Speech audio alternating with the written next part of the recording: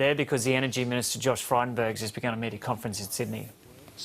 And putting in place the National Energy Guarantee, we'll see an average household here in Bennelong benefit to the tune of around $400 a year. And small businesses like the ones we met this morning will also benefit by hundreds of dollars a year in lower power bills as a result of the Turnbull government's policies. This stands in stark contrast to the higher bills that people will pay for their electricity in businesses and in households under Bill Shorten. And we know that from their policies. And when it comes to Christina Keneally, we know that her track record as the Premier of New South Wales were higher power bills. Indeed, when she was a senior member of the New South Wales Labor government and Premier, power bills rose by 60%. And given another chance, Labor will do it again and hike your power bills. So get behind John Alexander, get behind the Turnbull government to see lower power bills and to see a great local member here in Bennelong. Thank you. Any questions? You said that you were confident that John Alexander will win this election. Are you confident that you will? I thought you said you were confident I would try very hard. Yes. And you were working hard to get it. Yeah. Look,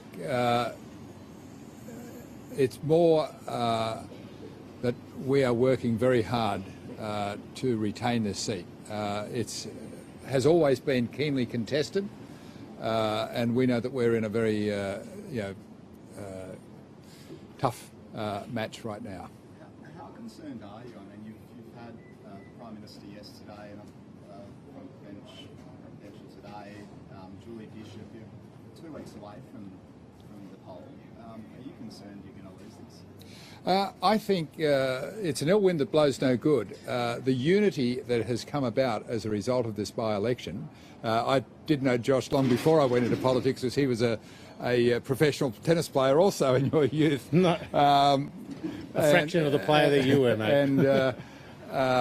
And the announcement yesterday, that doesn't come about overnight. That's has been a great deal of work that's gone into the concerns over congestion, which we have 4 of the 10 most congested roads in New South Wales in Bennelong, and 3 of those most congested roads are right around Macquarie Park. So the work on the bus interchange and the work that Angus Taylor announced a week before of smart city analysis of the interface between pedestrian traffic, bike traffic, the bus terminal and the rail transport has been worked on for quite a period of time. It's in train and now it's going to be a reality. And that works in with the opening of the Northwest Rail Link, which Christina cancelled at a great cost. We are building it.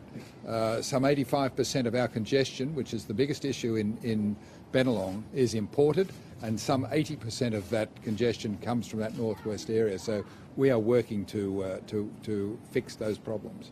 You were with the Prime Minister yesterday morning. I understand yesterday afternoon you were with Tony Abbott doing a street walk. Is that correct?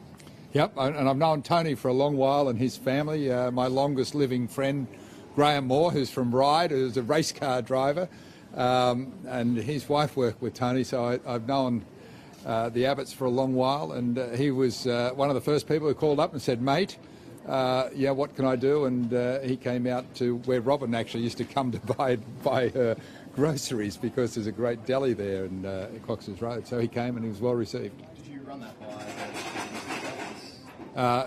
Everything gets run through our campaign, people that run our campaign, and we're happy with everybody who's offered their support. I think the key point is we all want John Alexander to succeed. We all know what a great local member he is. We all know the hard work that he has been undertaking on behalf of his constituents for the years that he's been elected, and he will continue to do. And that's why we know he'll continue to work hard in the lead up to the by-election and beyond. just on unity in your government, are you worried that a Royal Commission into banks might get through with or without the Liberal Party's support? Well, we're focusing on getting a better deal for bank customers. And that's why we've supported a greater transparency and an accountability regime for executives.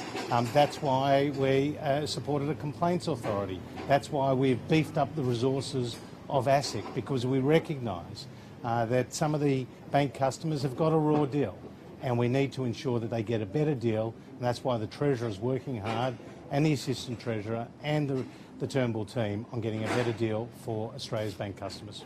Today, Julie Bishop said that Senator Sam Dastyari's position may be untenable if the allegations published in Fairfax are true. Is there any way to get to the bottom of what's being reported?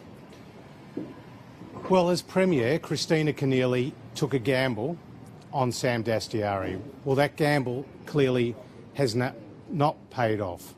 Sam Dastyari is the ultimate backroom operator, and now it's time that he exited the parliament through the back door.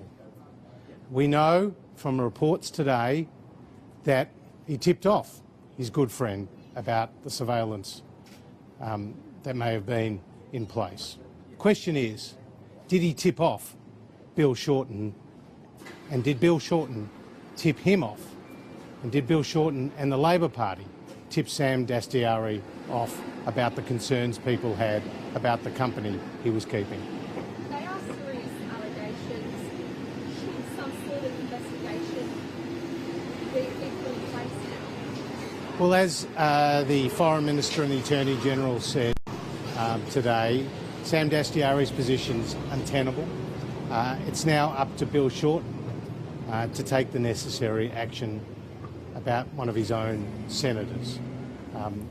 Now the pressure's on Bill Shorten to answer these very serious allegations. OK, we'll leave that there. That was live from the electorate of Bennelong in Sydney, in Sydney's north. That by-election has been called there because the former member John Alexander fell foul of the Constitution's citizenship